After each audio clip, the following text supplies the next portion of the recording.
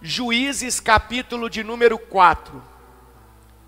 Por que é importante nós estarmos aqui orando, clamando, buscando o socorro de Deus, profetizando, pedindo a Deus para nos ajudar, reconhecendo que nós precisamos de um milagre? Por que não devemos ficar de braços cruzados, reclamando da vida, como muitas pessoas fazem? Minha vida está ruim, minha vida está ruim, minha vida está ruim. Rapaz, meu Deus do céu, meu Deus do céu. Olha o exemplo de Jacó que nós temos. A vida de Jacó estava ruim? Familiarmente falando, estava. O irmão dele o odiava, queria matar ele. Ele não podia voltar para ver o pai que já estava idoso, perto da morte. Ele carregava uma angústia dentro dele. Estava ruim. Mas o dia que ele encontrou com o anjo, ele ficou reclamando da vida dele. O que ele fez? Ele lutou. Ele lutou. Ele mostrou que ele queria uma mudança de vida. E a Bíblia fala que ele lutou a noite inteira. Inteira. E por fim ele não conseguia mais lutar. Ele agarrou no anjo e falou: não te solto enquanto não me abençoares, eu não te deixarei ir. Somente a bênção de Deus pode mudar a minha história. Mas o problema maior está aqui, ó. Juízes 4, versículo 1, vocês encontraram aí? Depois da morte de Eude, os israelitas voltaram a fazer o que era mal aos olhos de quem? Do Senhor. Aí olha o versículo 2. Por isso, o Senhor os entregou nas mãos de Jabim, rei cananeu de Hazor. O comandante de seu exército era Cícera, que habitava em Harosete Ragoim. Então veja bem, o povo voltou a fazer o que era ruim, errado, mal perante os olhos de Deus. Começou a desobedecer a Deus. O que aconteceu? Vieram os inimigos. O inimigo só encontra a porta para entrar quando existe desobediência a Deus. A pessoa está sozinha. O inimigo entrou. Aquele povo foi entregue nas mãos de um rei chamado Jabim. E o nome do comandante do exército de Jabim era Cícera. O general do exército de Jabim era Cícera. Cícera, ele tinha o que, pessoal, que está escrito aí? Imagina o que eram 900 carros de guerra com rodas de quê?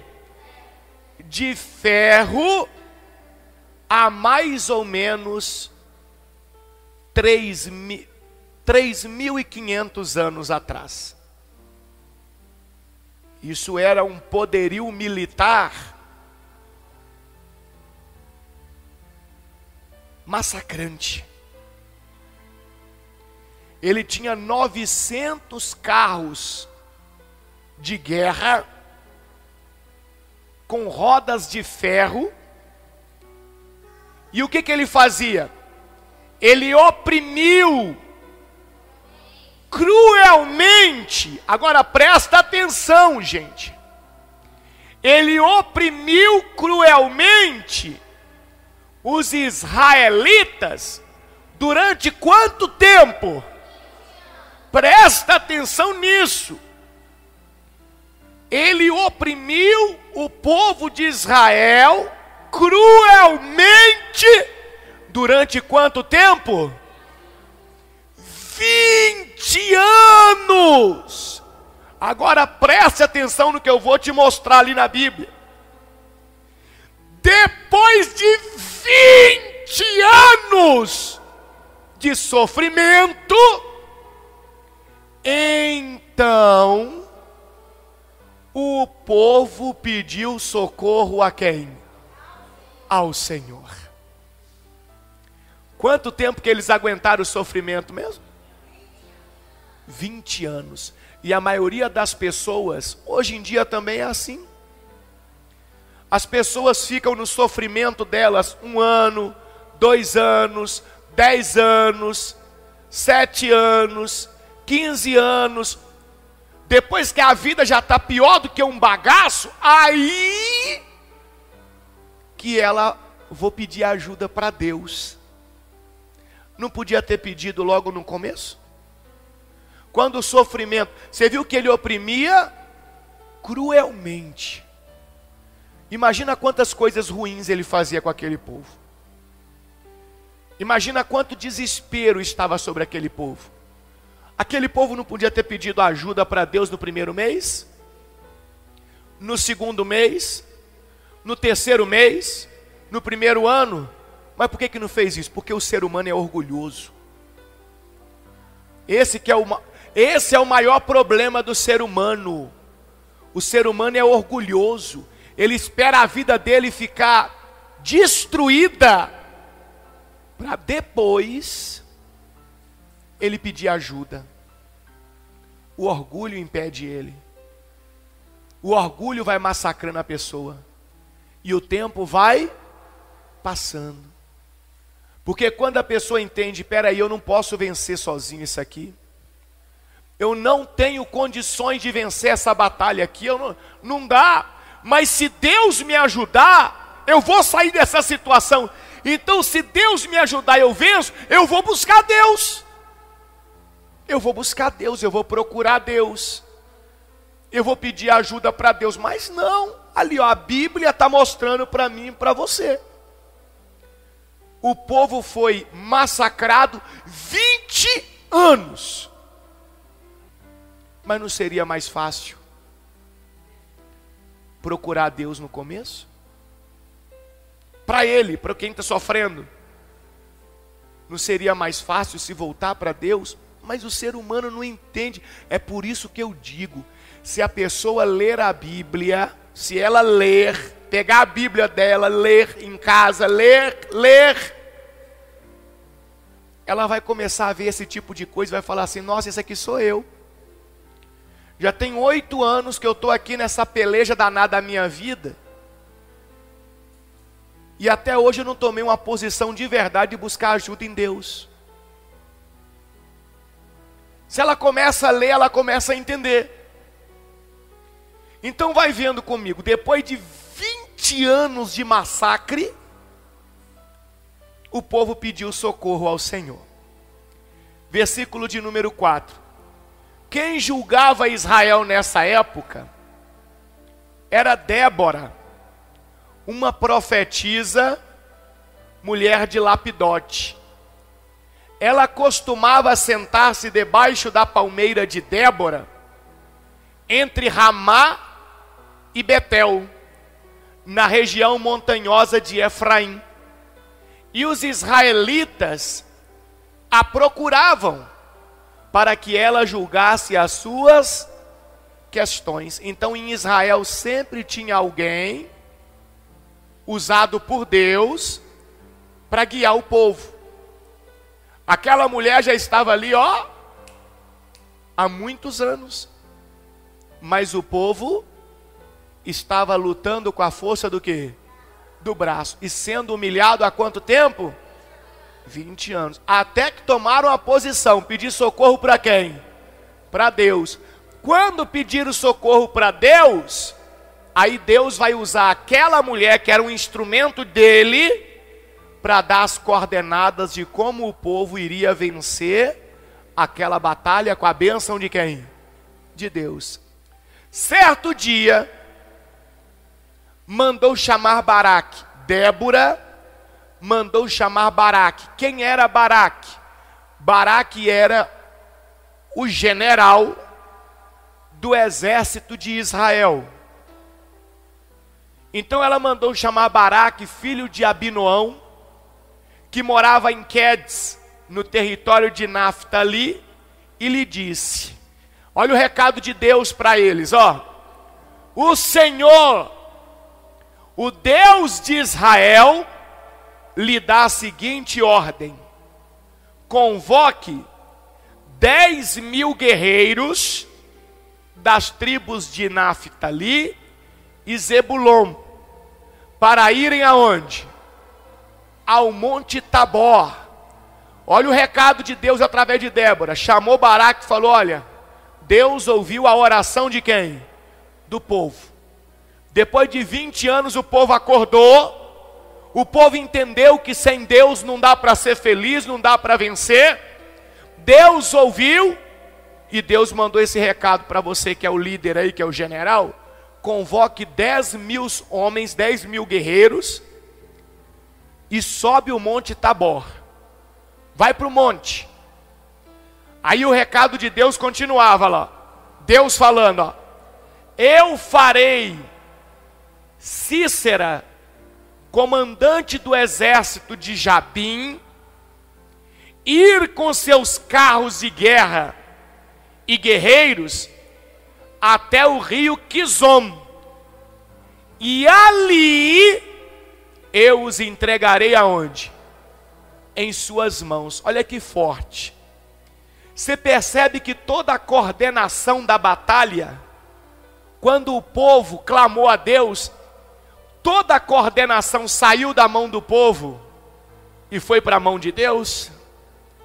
É por isso que tem uma mensagem na Bíblia que diz que quando eu oro, quando eu entrego minha vida nas mãos de Deus, meus problemas nas mãos de Deus, e quando eu busco socorro em Deus, então a batalha já não é mais minha, a peleja não é mais minha, a peleja passa a ser de quem?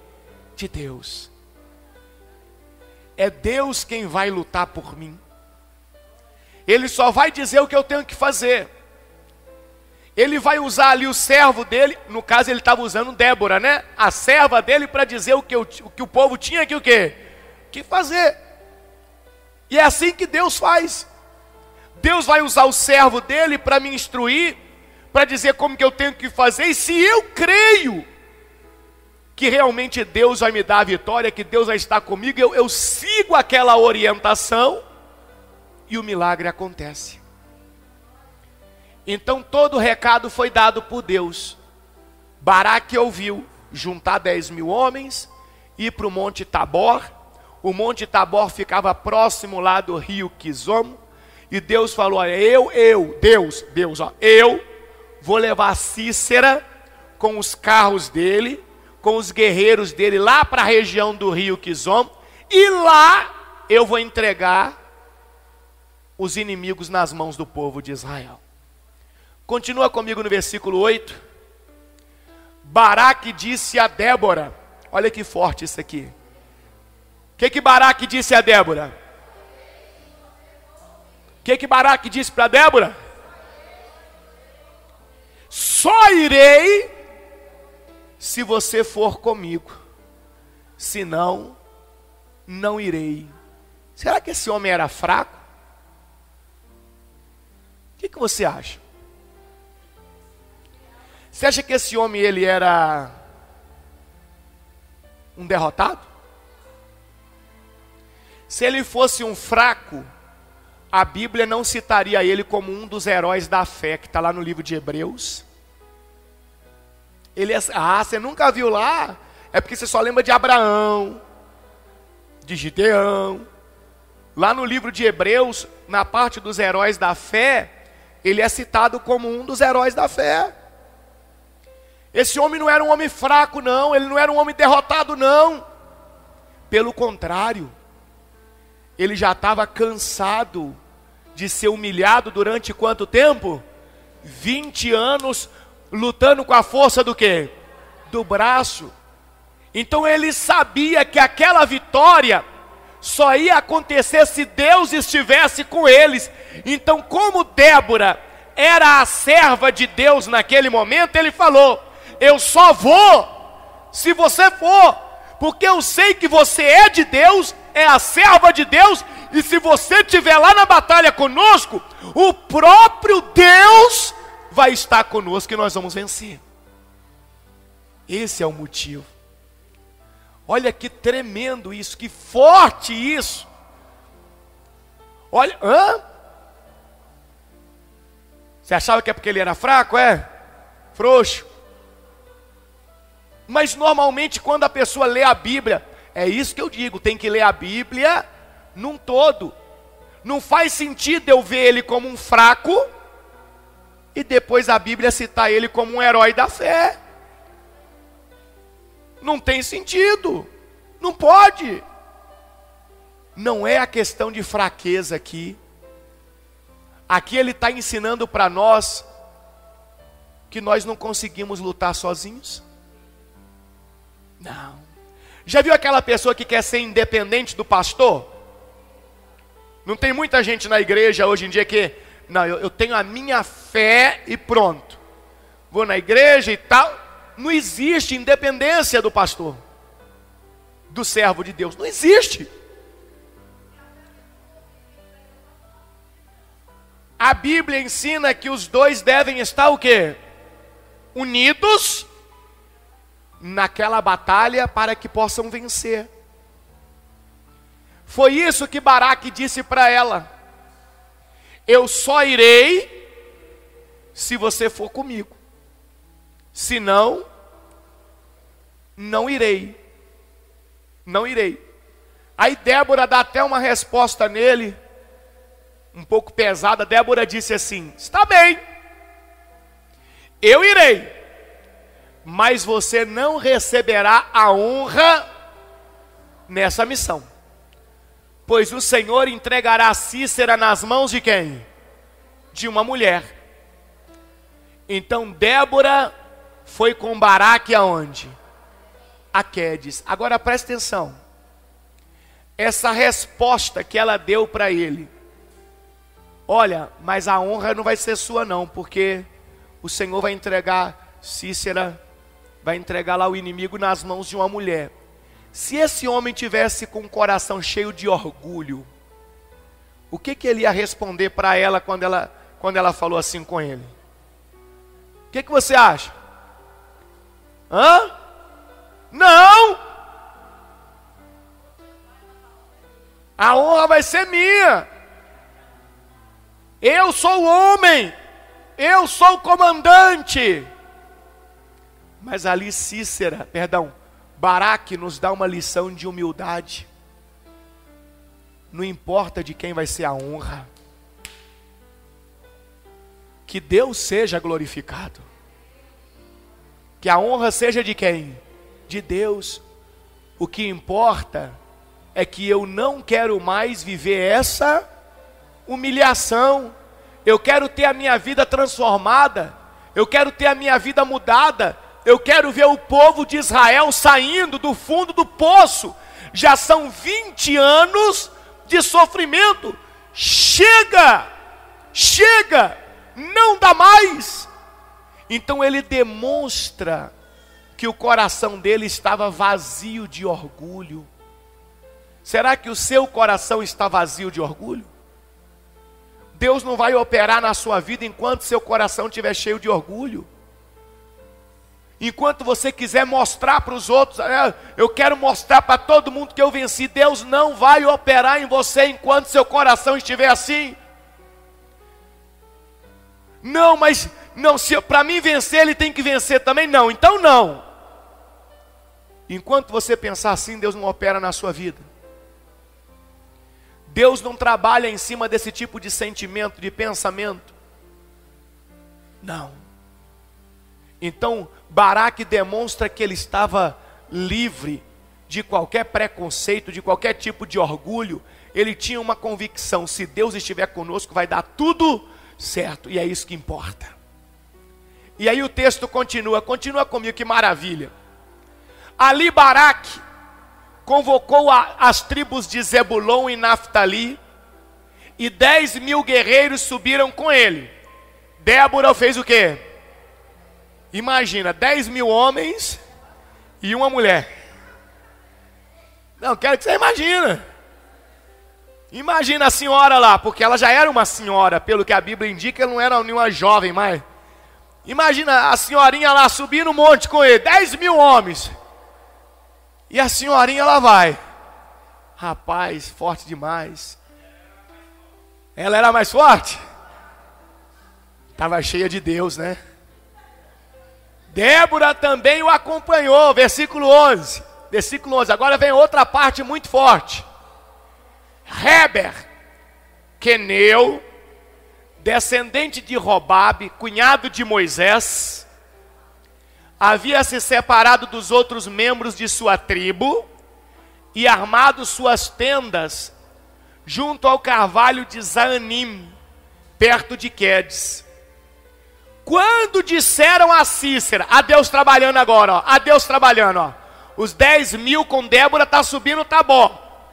Deus não falou que ia levar a Cícera lá pro rio Quizom? Aí Deus usou alguém para levar uma mensagem. Deus usou a boca de alguém para levar uma palavra. Quando disseram a Cícera que Baraque, filho de Abinoão, havia subido o monte Tabor, ele, olha Cícera, mandou trazer seus 900 carros de guerra, com rodas de ferro, e todos os seus guerreiros. E eles marcharam de Harosete Ragoim até o rio Quizom. Posso te contar uma coisa que eu já falei para algumas pessoas em particular e vou falar agora em público. Quando você começa a buscar Deus de verdade, quando você entende que a sua vitória vai vir de Deus e você está na fé, está lutando, está na oração, está perseverando, deixa eu dizer uma coisa para você. O primeiro cenário que se forma não é de melhora, não. O primeiro cenário que se forma, parece que as coisas estão piorando, para você desistir. Sempre vai ser assim. Deixa eu dizer uma coisa para você, preste atenção no que eu vou lhe dizer. Quando você está orando em busca de uma solução, e as coisas não parecem dar uma piorada, é porque não está perto de resposta boa nenhuma, não. A coisa, quando Deus vai operar o diabo, ele se movimenta. Imagina na cabeça daqueles 10.000 homens, os lá de Israel, com Baraque. Bom, se Deus falou que vai nos dar a vitória, provavelmente esse povo vai morrer tudo onde está, os inimigos. Nós só vamos subir um monte, mas não, daqui a pouco eles começam a ver um exército com 900 carros de ferro, guerreiros, armas, chegando perto do monte Tabor, se aproximando do rio Quizom. Imagina a cabeça do povo. Oi, Deus falou que ia ajudar, mas o negócio está piorando. Versículo de número 14. Então Débora disse a Baraque. Débora era a serva de quem? De Deus. Dava o recado de quem? De Deus. O que Débora disse para Baraque? O que Débora disse para Baraque? Prepara-se. Este é o dia em que o Senhor entregará Cícera em suas mãos, pois o Senhor marcha adiante de você. Diga glória a Deus. Olha que maravilha. Olha o que ela diz, o próprio Deus falando na boca dela. Prepare-se. Hoje é o dia que o Senhor vai entregar Cícera nas suas mãos, porque é Ele, o Senhor, quem marcha adiante de você. Meu Deus do céu. Baraque fez o quê? Desceu a encosta, ou seja, o monte, a encosta do monte Tabor, à frente de seus 10.000 guerreiros, para quê? Para combater. Ele foi para o combate, na região ali do rio Quizom. Mas Deus estava marchando aonde? Na frente. E naqueles outros 20 anos, o que Deus fez por eles? O que Deus fez por eles? Nada. Mas eles estavam sofrendo, eles estavam judiados, humilhados. A Bíblia fala que Cícera os oprimia cruelmente. O que Deus fez por eles? Nada. Sabe por que Deus não fez? Nada. Porque eles não se curvaram diante de Deus. Eles não buscaram a ajuda de Deus. Ah, mas eu estou sofrendo, e daí? Quem não está? A pergunta é: quem não está? Ah, mas ninguém sabe do meu problema, e você sabe do problema dos outros? Ah, mas o meu é maior para você. Senta para escutar o do outro para você ver. Eu costumo dizer que eu não tenho problema nenhum. Porque quando eu sento nessa mesinha minha aqui, eu começo a ouvir o problema dos outros, eu chego à conclusão que eu não tenho problema nenhum. Então a gente tem que tirar de dentro de nós esse pensamento: meu problema é o maior, ai, não sei o que, eu sou um coitado. Não vai mudar.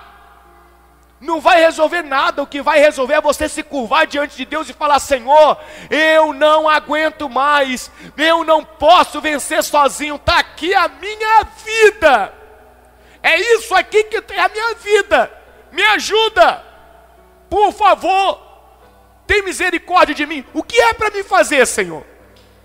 Diz o que é para mim fazer. Olha lá Baraque. Baraque era o general. Nós estamos falando de uma cultura, de um povo que até hoje, século 21, a mulher é tida como nada. Você vê lá aquela guerra do Afeganistão, não está vendo a guerra do Afeganistão lá, as mulheres desesperadas? Porque aquela é a cultura do Oriente Médio. Até hoje a mulher é tida como ninguém naquela região. Imagina naquela época, o general do exército está ouvindo uma mulher, está seguindo a orientação de uma mulher. Mas por que ele se humilhou daquele jeito? Porque ele estava cansado de viver aquela vida miserável que ele estava vivendo. General de um exército derrotado por 20 anos, que honra há, que prestígio há. Então ele estava ali: Senhor, está aqui minha vida, o que é para fazer? Se o Senhor falar que é para fazer assim, eu vou fazer. Se o Senhor falar que é para deixar assim, eu vou deixar. Eu vou seguir o que o Senhor mandar. É isso que falta nas pessoas para mudar de vida. Mas o orgulho não deixa. O orgulho não deixa. Olha o que diz aqui, meu Deus do céu, versículo 15. Quando Baraque atacou lá o Cícera e o exército dele, o Senhor trouxe o quê? Pânico sobre os carros de guerra e sobre os soldados de Cícera, que abandonou sua carruagem e fugiu a pé. Que negócio é esse, bispo Paulo? Trouxe pânico. Essa região do rio Quizon, e tem algumas outras regiões em Israel, funciona mais ou menos assim. Quando chove um pouquinho, o rio sobe rapidamente,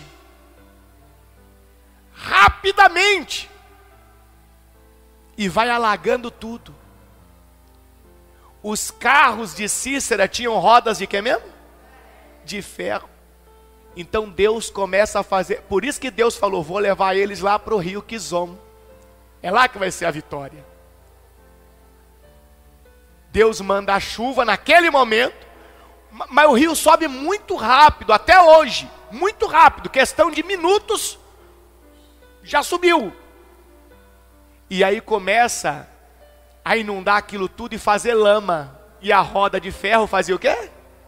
Garrava. Aquilo que era uma vantagem se tornou desvantagem, porque enquanto ele está tentando desgarrar o carro com o cavalo, vinha o soldado de Israel e matava. Bispo Paulo está inventando história agora? Não, está aqui no capítulo de número 5, no mesmo Juízes, capítulo 5, versículo 4, está aí, não estou inventando nada não. No cântico de Débora, depois da vitória, ela fez um cântico, olha lá: Senhor, Senhor, quando saíste de Seir e marchaste desde os campos de Edom, a terra tremeu E as nuvens do céu despejaram o quê?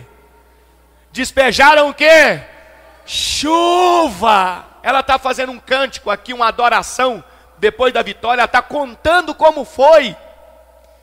Então a chuva fez a água do rio subir rapidamente, garrou, travou os carros do Cícera, tudo. Aquilo que era vantagem se tornou desvantagem, o povo de Israel em cima foi vencendo, foi derrotando. Volta lá no capítulo 4, nós estávamos no versículo que? No 15? Era o 15? Quando Baraque atacou, o Senhor trouxe pânico sobre os carros de guerra e sobre os soldados de quem? De Cícera, que abandonou sua carruagem e fugiu a pé. E ali os soldados de Israel foi matando todo mundo, matando. O único que conseguiu fugir foi Cícera. Só que lembra que o Senhor disse que usou Débora para falar, ó, tá bom, a honra não vai ser sua não, a honra vai ser de uma mulher. Mas a mulher não era ela não. Não era ela não. A mulher era uma outra chamada Jael. Mais embaixo diz que Cícera correndo. Lembra que mostrou as tendas lá do parente de Moisés agora há pouco? Cícera corre e entra numa tenda daquela para se esconder. De uma mulher chamada Jael. Está lá no versículo de número 17. Enquanto isso, Cícera correu para a tenda de quem? De Jael, esposa de Heber, o queneu, pois havia paz entre a família de Heber e Jabim, rei de quem? Rei de quem?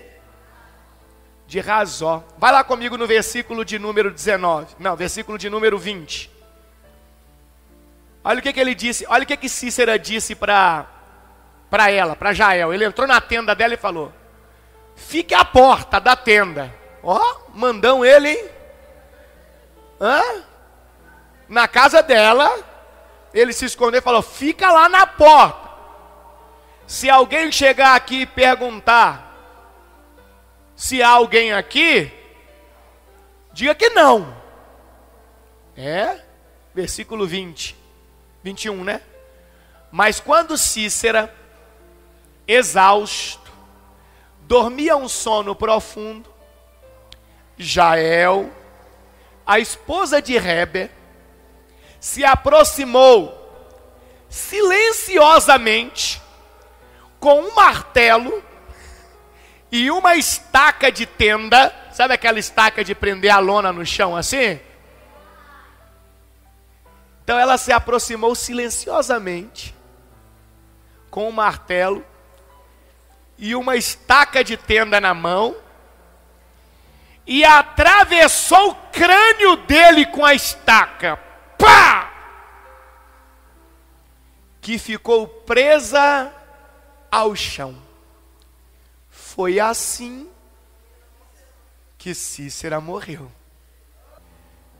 Mas o que é mais importante de tudo aqui é a gente entender o seguinte: o povo tinha sido humilhado quanto tempo? 20 anos porque quis. 20 anos porque quis. Quer que eu prove para você que é porque quis?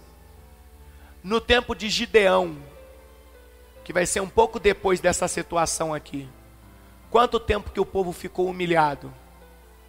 7 anos. Poderia ter ficado menos também, menos do que 7, mas já ficou bem menos do que na época de Baraque. O tempo do sofrimento depende da posição, da postura de cada um de nós. Se eu não tomar uma posição logo, o tempo do meu sofrimento vai se prolongar. E que culpa tem Deus? Nenhuma, a culpa é minha. A culpa é minha. Eu estou sofrendo. Minha vida. Continue com ela. Será que Deus não está vendo? Deus não existe. Deus não existe. Deus existe, continuará existindo e o seu problema também. Gente, toma uma posição de verdade, de fé. Se posicione. Não aceite mais esse sofrimento, essa humilhação na sua vida. Só você e Deus sabe o que você está passando. Mas não adianta ficar reclamando nem chorando. Busque a Deus. Acredite na palavra de Deus. Una a sua fé junto com a do servo de Deus, o pastor. Pastor, me ajuda, minha luta é essa aqui. O que eu tenho que fazer, pastor, para vencer? O pastor vai pegar a palavra de Deus e vai dizer: olha, Deus está ensinando, irmão, que no seu tipo de problema, você tem que fazer assim, ó. Desse jeito. Você vai fazer? Vou, pastor, vou fazer. Porque eu creio que Deus vai mudar a minha vida. E vai lá e faz. Aí Deus entra com a providência. Deus dá a vitória. O povo esperou 20 anos, o que poderia ter sido resolvido logo no início. Eu pergunto para você aqui nessa manhã, não conheço você nem sua vida. Quanto tempo mais você vai esperar para buscar em Deus a solução desse problema que você está enfrentando? Se você já está na fé, então, irmão, é só continuar na fé. Bispo Paulo, mas parece que as coisas estão piorando. Fique tranquilo. Se está piorando é porque está ficando bom. Já viu quando alguém está doente no hospital e chega a notícia: gente, fulano deu uma melhorada hoje, olha, pode ligar para a funerária. Eu estou falando, é sério, você nunca viu não? Irmão, falou que deu uma melhorada, pode ligar para a funerária, porque está com um pé e meio na cova. É assim que você nunca viu isso? Em contrapartida, alguém liga para você: gente, meu Deus, fulano piorou demais. Irmão, pode aumentar a confiança, a expectativa. Quando fala que piorou demais, aí às vezes no outro dia chega a notícia: ó, eu achei que fulano ia morrer ontem, mas hoje ele já está comendo, já está espiritualmente falando, é assim que acontece. Sempre que você está perto de uma grande bênção de Deus, que você está na fé, parece que o mar, sabe, se agita, o céu fecha, a coisa fica feia. Mas é porque você está perto da vitória. Fique firme na fé, porque Deus é poderoso para te abençoar. Amém? Quem entendeu a mensagem dessa manhã? Você crê nisso? Você vai esperar mais quanto tempo? Pergunta para a pessoa do lado: você vai esperar mais quanto tempo? É para perguntar mesmo. Pergunta: você vai esperar mais quanto tempo? Olha aqui no tempo de Gideão, ó, os midianitas, lá disse que, lá no episódio de Débora e Baraque, diz que o povo lá de Jabim oprimia cruelmente, não é isso? O povo de Israel. No tempo de Gideão, os midianitas reduziram Israel à mais absoluta pobreza. E o povo pediu o quê? Socorro ao Senhor. Mas depois de quanto tempo? 7 anos. O problema está aí, irmão. O problema está aí. É igual aquela pessoa que aguenta apanhar demais, já viu? Eu tenho um primo que toda vez que ele fazia coisa errada, ele tomava uma surra, né? Todos nós tomávamos uma surra. Só que eu era esperto. Eu não sei se eu era esperto, eu acho que eu era esperto.